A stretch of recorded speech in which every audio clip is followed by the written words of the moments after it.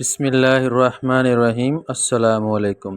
آج کی ویڈیو کا ہمارا موضوع ہے عورتوں کو حیض کی سزا کیوں ملی؟ کیا عورتوں کو حیض سزا کے طور پر ملے یا حیض کسے کہتے ہیں؟ اس کے بارے میں تفصیلاً آج جانتے ہیں، آئیے ضرور سماعت فرمائیے گا۔ لڑکیوں کو عموماً 11-12 سال کی عمر میں حیض ماہواری سٹارٹ ہو جاتی ہے اور قدرتی طور پر 45 سے 55 سال کی عمر میں خواتین میں یہ حیض ماہواری آنا بند ہو جاتی ہے۔ سوال اب یہ ہے کہ حیض کیا ہے، حیض کیوں آتے ہیں، اس کا دورانیہ کیا ہے، اور سب سے اہم چیز کہ آخر عورتوں کے حیض آنا ضروری ہے یا نہیں؟ کیا عورت کو حیض کا آنا کسی گناہ کی سزا ہے؟ حیض کے کچھ ضروری مسائل آج اس ویڈیو کا حصہ ہوں گے۔ قرآن پاک کی سورہ بقرہ کی آیت نمبر 222 میں اللہ رب العزت نے ارشاد فرمایا ہے، جس کا ترجمہ آپ کے سامنے پیش کیا جاتا ہے۔ آپ سے حیض کے بارے میں سوال کرتے ہیں، کہہ دیجئے کہ وہ گندگی ہے۔ حالت حیض میں عورتوں سے الگ رہو اور جب تک وہ پاک نہ ہو جائیں ان کے قریب نہ جاؤ۔ ہاں، جب وہ پاک ہو جائیں تو ان کے پاس جاؤ جہاں سے اللہ نے تمہیں اجازت دی ہے۔ اللہ توبہ قبول کرنے والوں اور پاک رہنے والوں کو پسند فرماتا ہے۔ صحیح مسلم میں حضرت انس رضی اللہ تعالیٰ عنہ سے روایت ہے، یہود میں سے جو کوئی عورت ایام سے ہو جاتی، یعنی عورت کو حیض آنے لگتا، تو وہ لوگ نہ صرف یہ کہ اس کے ساتھ کھاتے پیتے نہ تھے بلکہ گھروں میں سونا اور بیٹھنا تک چھوڑ دیتے تھے۔ چنانچہ رسول اللہ صلی اللہ علیہ وآلہ وسلم کے صحابہ اکرام نے آپ صلی اللہ علیہ وآلہ وسلم سے اس حوالے سے پوچھا کہ حائضہ عورتوں کے بارے میں یہودیوں کا تو یہ عمل ہے، ہم کیا کریں؟ تب اللہ رب العزت نے یہ آیت نازل فرمائی کہ لوگ آپ سے حیض کے بارے میں پوچھتے ہیں۔ رسول اللہ صلی اللہ علیہ وآلہ وسلم نے فرمایا، تم اپنی عورتوں کے ساتھ جب کہ وہ حائضہ ہوں سوائے صحبت یعنی کہ ہم بستری کے جو چاہے کیا کرو۔ جب یہ خبر یہودیوں کو پہنچی تو انہوں نے کہا، یہ آدمی یعنی کہ محمد صلی اللہ علیہ وآلہ وسلم ہمارے جس دینی امر کی طرف متوجہ ہوتے ہیں اس میں ہماری مخالفت ضرور کرتے ہیں۔ یہود کی زبانی یہ سن کر دو صحابہ اکرام دربار رسالت میں حاضر ہوئے اور عرض کیا کہ یا رسول اللہ صلی اللہ علیہ وآلہ وسلم، یہودی ایسا کہہ رہے ہیں۔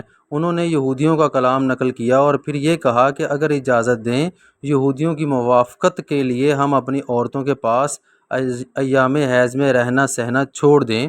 یہ سن کر رسول اللہ صلی اللہ علیہ وآلہ وسلم کا چہرہ مبارک متغیر ہو گیا اور ہمیں یہ گمان ہو گیا کہ نبی کریم صلی اللہ علیہ وآلہ وسلم ان دونوں صحابہ پر خفا ہو گئے ہیں۔ وہ دونوں نکل کر چل دیے۔ ان کے جاتے ہی رسول اللہ صلی اللہ علیہ وآلہ وسلم کے پاس کہیں سے دودھ کا تحفہ آیا۔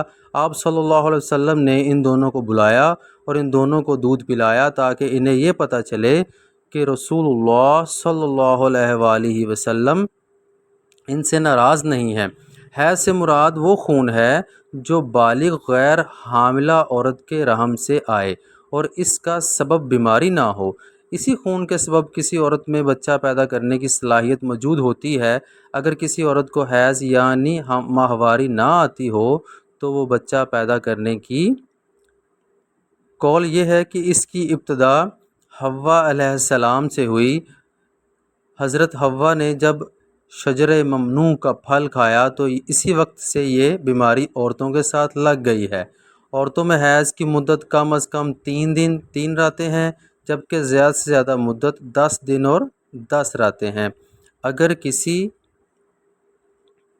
عورت کو 3 دن اور 3 رات سے کم خون آیا تو وہ حیض نہیں ہے بلکہ استحاضہ ہے۔ اسی طرح اگر بیماری یا کسی اور وجہ سے کسی کو 10 دن اور 10 رات سے زیادہ خون آیا تو وہ جو 10 دن سے زائد ہوگا وہ بھی استحاضہ ہے۔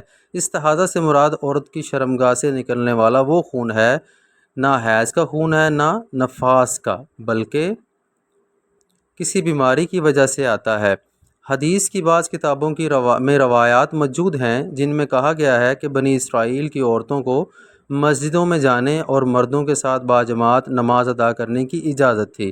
وہاں انہوں نے ایڑیاں اونچی کر کے مردوں کی تاک جھانک شروع کر دی۔ चुनाचे इन्हें मस्जिद जाने से रोक दिया गया और इन पर हैज़ मुसल्लत कर दिया गया। हज़रत अब्दुल्ला बिन मसऊद, हज़रत अस्मा बिन अबी बकर और उम्मुल मुमिनीन हज़रत आयशा सदीक़ा रज़ी अल्लाह ताला अन्हा से मरफ़ूअन मरवी है कि बनी इसराइल के अहद से औरतों में हैज़ की इब्तिदा की जो बात कही गई है वो दुरुस्त नहीं है।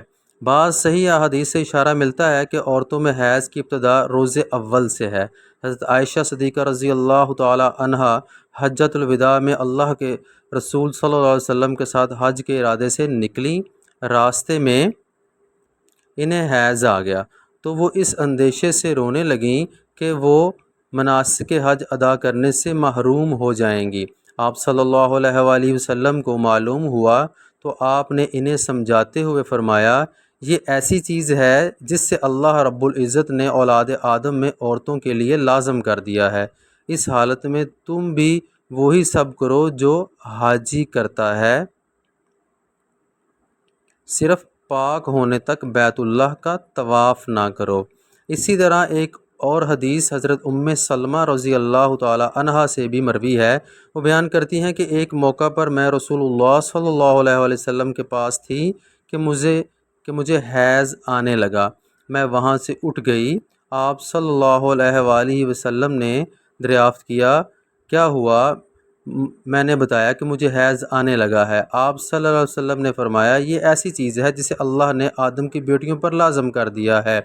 रसूलुल्लाह सल्लल्लाहु अलैहि वसल्लम ने फरमाया, ये वो चीज़ है जिसे अल्लाह ताला ने आदम की बेटियों पर लाजम किया है। बाज़ लोगों का कहना है कि हैज़ का आगाज़ बनी इसराइल की औरतों से हुआ। इस मामले में रसूलुल्लाह सल्लल्लाहु अलैहि वसल्लम का इरशाद ज़्यादा मोतबर है। अगर हैज़ के मसाइल की बात की जाए तो अय्याम हैज़ में औरत के लिए नमाज, रोज़ा, तिलावत जायज़ नहीं। अगर इन अय्याम में मुसलसल खून नहीं आता तो भी ये अय्याम इनकी आदत के मुताबिक हैज़ में शुमार होंगे। गुस्ल करने से भी तहारत हासिल, रोज़ा तिलावत नहीं कर सकती। नमाज के हवाले से ये मसला ये है कि औरत के लिए नापाकी यानी हैज़ की हालत में नमाज पढ़ना जायज़ नहीं बल्कि माफ़ है, यानी कज़ा भी लाजम नहीं है। अलबत्ता औरत अगर जनाबत की हालत में हो यानी इस पर गुस्ल लाजम हो, ख्वाह हम बिस्तरी की वजह से या हैज़ के ख़त्म हो जाने की वजह से, इस वक्त नमाज नहीं पढ़ सकती जब तक वो गुस्ल ना कर ले। इस हालत में अगर कोई नमाज आ गई तो इसकी कज़ा लाजिम होगी। जज़ाकल्लाहु खैरा। अल्लाह ताला की ज़ात हमें इन मसाइल को समझने और इस पर अमल करने की तौफ़ीक़ अता फ़रमाए। जज़ाकल्लाहु खैरा।